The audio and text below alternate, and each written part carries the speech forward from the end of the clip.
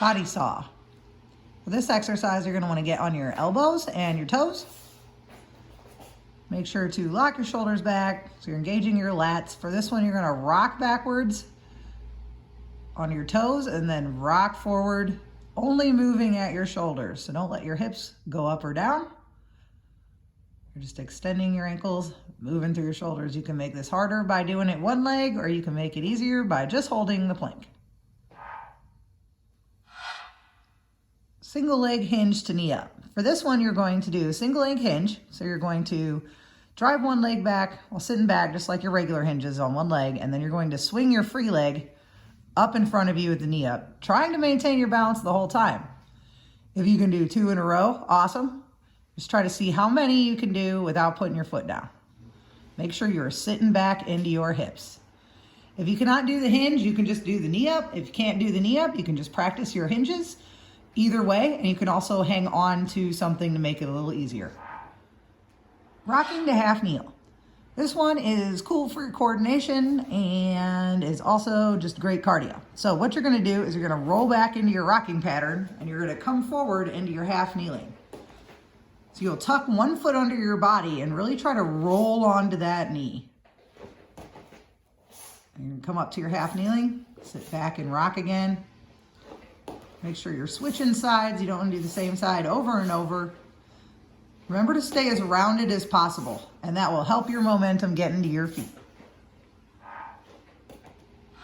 Bird dog squares. For bird dog squares, you're going to start on your hands and knees. Make sure you lock your shoulders back.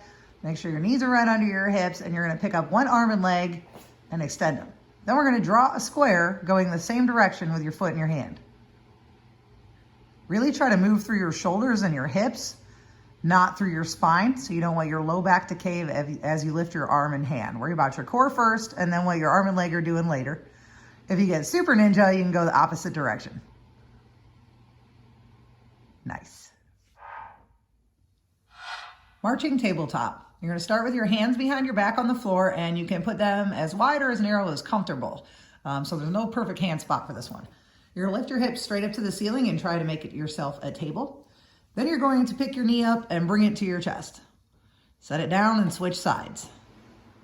This is marching tabletop. To make it easier, just hold still. To make it harder, you can do it really, really slow.